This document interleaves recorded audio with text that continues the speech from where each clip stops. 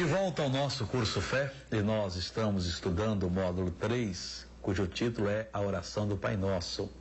Estamos na lição de número 1, que é a introdução dessa oração, em que o Senhor Jesus nos ensinou a orar da seguinte maneira: Pai Nosso que estás no céu. E nessa lição nós estamos na parte primeira, que é sobre a pessoa a quem nós devemos nos dirigir. Nós estamos então tentando mostrar quem é o Deus que o Senhor Jesus nos ensinou a chamá-lo de Pai. O que ele tem, o que ele é, o que ele pode fazer. Hoje nós vamos ver que o nosso Deus, ele é onisciente, ou seja, ele sabe de todas as coisas. Deus olha para toda a humanidade nesse minuto. Nós somos mais de 6 bilhões de pessoas sobre a face da Terra. E Deus sabe os mínimos detalhes do que está na mente e até do que está chegando à mente. Quando nós chegamos diante de Deus, Ele sabe tudo a nosso respeito. Não há nada oculto.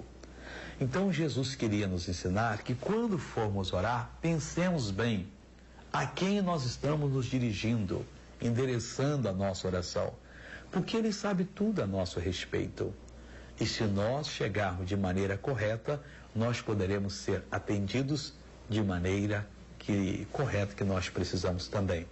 Para que nós entendamos que Deus é onisciente, eu já, no curso Fé aqui agora, eu já falei sobre esse versículo, Hebreus capítulo 4, versículo 13, nós temos aqui a declaração do Espírito de Deus. Ele sabe de todas as coisas, tudo, absolutamente. Diz aqui o seguinte: e não há criatura alguma encoberta diante dele. Antes, todas as coisas estão nuas e patentes aos olhos daquele com quem temos de tratar. Então, o nosso Deus, Ele é onisciente, Ele sabe de tudo. Não há nenhuma criatura que consiga se esconder da presença do nosso Deus. Ao contrário, todas as coisas estão nuas e patentes, estão às claras diante daquele com quem temos de tratar, com o nosso Pai. Então, quando você for agora a Deus em oração, pense sobre isto. Você está chegando, Pai Nosso que está no céu. Você está se endereçando, se dirigindo a uma pessoa que sabe tudo. E olha, não adianta tentar esconder. Não, eu não vou falar isso. Ele já sabe. E graças a Deus, e louvado seja o nome dele, porque ele sabe. Porque muitas vezes nós chegamos diante dele como os bonzinhos. Aparentemente não há erro nenhum em nós. E nós estamos convictos que somos pessoas limpas, de pensamento, de ação. E começamos a falar com Deus. E quando começamos a nos abrir perante Ele, Ele que sabe tudo nos mostra o que está errado. E aí muitos entendem errado o que Deus está mostrando, esquecem e tentam convencer a Deus de que aquilo não existe, ou que aquilo todo mundo tem, tal. Pois Deus está nos dando a oportunidade de nós nos limparmos, nos aproximar dele, nos colocar diante dele. É isso que ele está falando com a gente. No Evangelho de João, capítulo 1, do versículo 47 ao 49, portanto 3 versículos, nós temos aqui uma explicação do Evangelho sobre a onisciência de Deus. João capítulo 1, começando no versículo de número 47. Jesus viu Natanael vir ter com ele e disse-lhe: eis aqui um verdadeiro israelita em quem não há dolo. Disse-lhe Natanael: de onde me conheces tu? Jesus respondeu e disse-lhe: antes que Filipe te chamasse, te vi, estando tu debaixo da figueira. Natanael respondeu e disse-lhe: Rabi, tu és o Filho de Deus, tu és o Rei de Israel. Vamos entender isso aqui que o Espírito de Deus está nos mostrando. Filipe encontrou a Natanael e disse: Natanael, nós encontramos um de quem Moisés escreveu na lei. De onde é que ele é? Ele é de Nazaré. Pode vir alguma coisa boa de Nazaré? O Nazaré naquela época era assim, um local assim meio mal falado.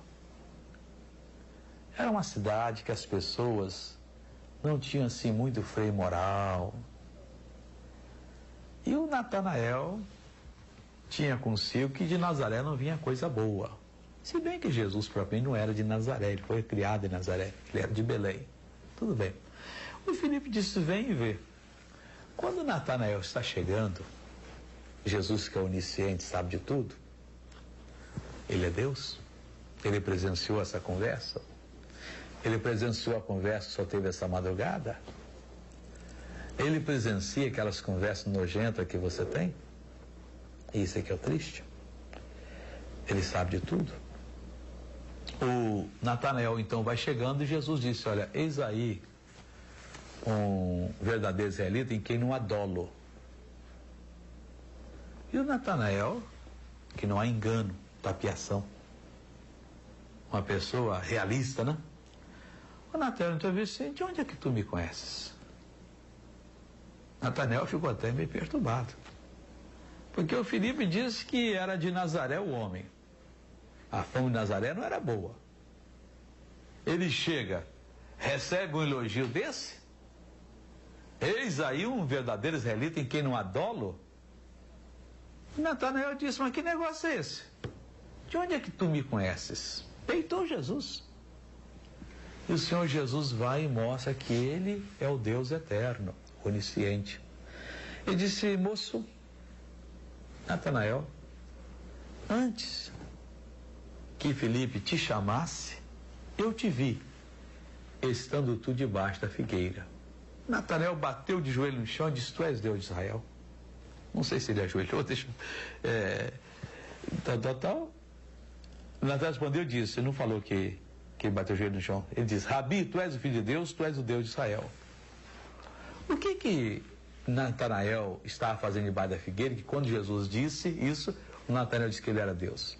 O negócio é o seguinte: o Natanael, como Jesus disse, era um homem que não queria se enganar. Ele sentiu o desejo de fazer uma oração, viu uma figueira, olhou para um lado, olhou para o outro, olhou para cima, se certificou que ninguém estava vendo. E ali ele falou sério com Deus.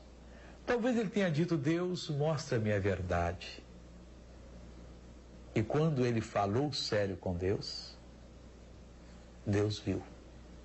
Olhou, não tinha ninguém, só ele e Deus. E deve ter feito uma confissão muito bonita. E agora Jesus disse: eu te vi debaixo da figueira. Ele disse: então tu és Deus, que ninguém mais me viu a não ser Deus. Deus vê, meu irmão. Deus contempla. Deus vê o seu sofrimento, a sua luta, o bem que você tem feito a algumas pessoas, só colhido em gratidão, a semente que você tem plantado e não tem colhido uma boa colheita. E Ele quer mudar por completo essa história. Samuel, 1 Samuel 16:7.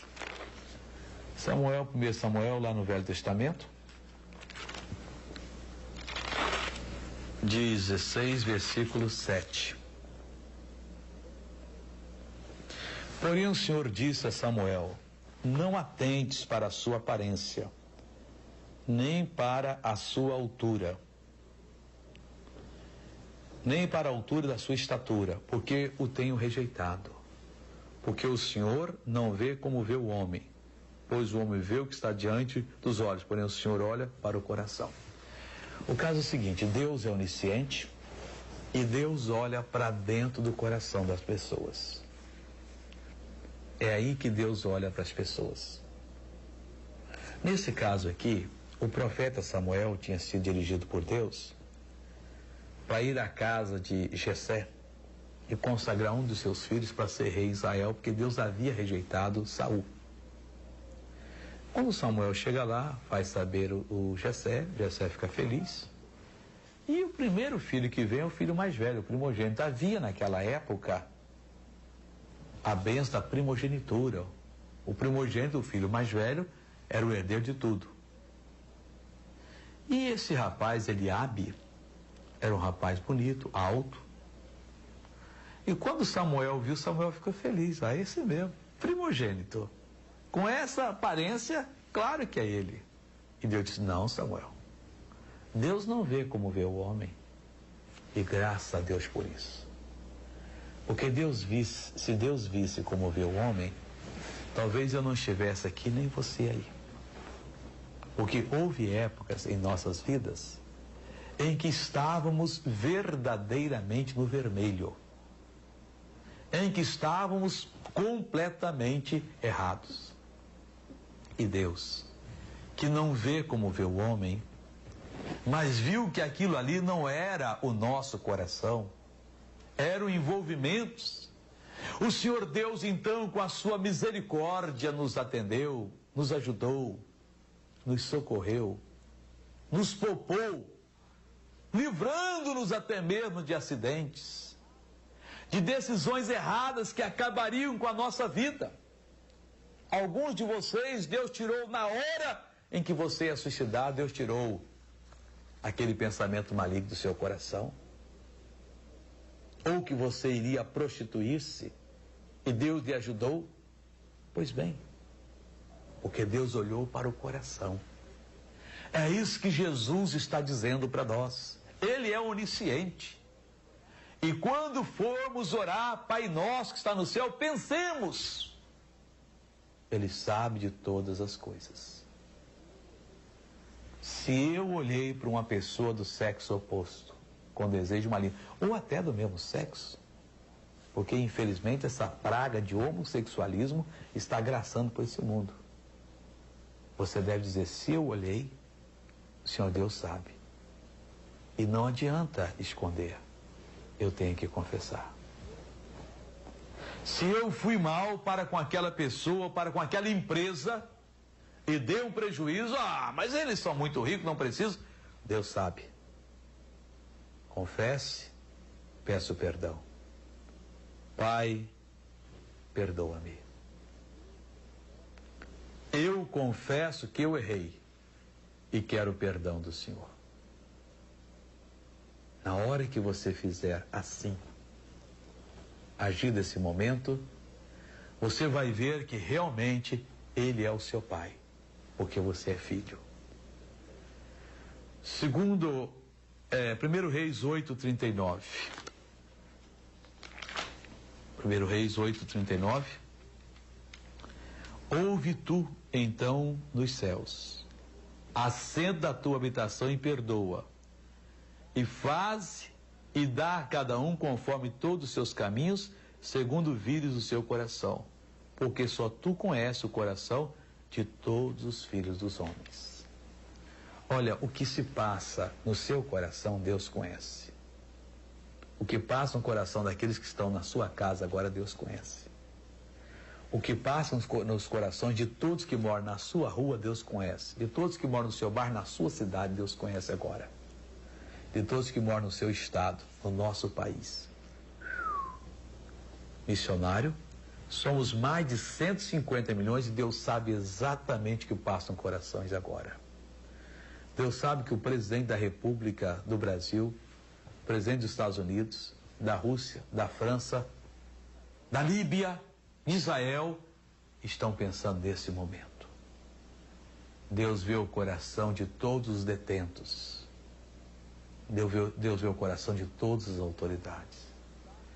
Deus sabe por que aquela autoridade está lhe perseguindo. Ou você está perseguindo alguém. Meu irmão, é essa consciência que Ele quer que você tenha dele. Pai nosso que estás no céu, Ele é onisciente.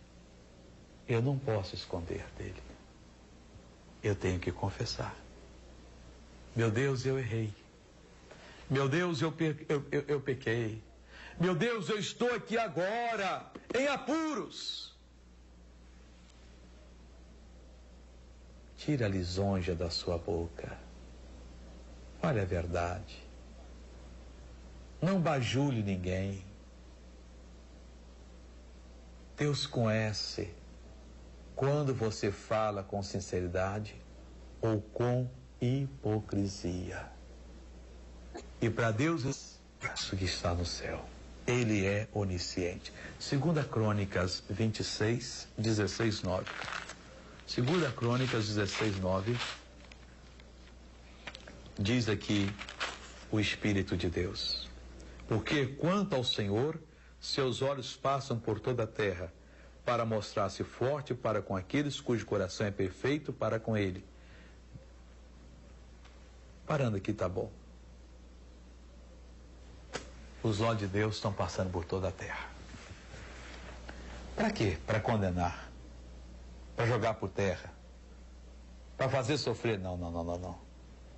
Esses olhos não são os olhos do amor. Ele passa por toda a terra para mostrar-se forte com aqueles cujo coração é perfeito para com ele. Davi orou e disse: cria em mim, ó Deus, um coração puro. Renove em mim um espírito inabalável. Deve ser a sua oração. Salmo de número 51. Se o seu coração não for puro, versículo 10, 51, 10, Salmo 51, 10. Cria em mim, ó Deus, um coração puro e renova em mim um espírito reto. Ele está passando agora e vendo. É momento de você ir diante dele. E ao dizer, Pai nosso que estás no céu, eu estou me dirigindo a um que sabe todas as coisas, que entende tudo. Deus, eu não tenho nada para lhe oferecer. Eu sei que eu tenho errado, tenho me corrompido, tenho me desrespeitado. Eu sou imundo, mas eu preciso do teu favor, da tua ajuda. Ó Senhor, perdoa-me. Não tente enganar a Deus. O ser a quem você deve se dirigir e endereçar. O ser que tem condição de ajudar, ele conhece tudo que se passa, não só no seu coração, mas no coração de toda a humanidade. E ele quer mostrar-se forte agora. Ele quer pôr a fortaleza dele na sua vida. Aceite em o nome de Jesus. Passemos para outra sessão do nosso curso.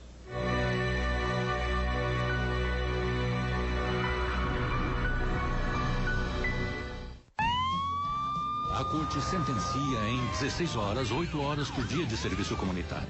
Só que eu me recuso. Serão então 24 horas em 3 dias. Sessão encerrada. Você gostou da nossa cidade? Uma paciente pediu para eu orar por ela. Eu sou uma médica, curo pessoas. Quando um paciente ora por cura, Deus o... E se fizermos nossa parte?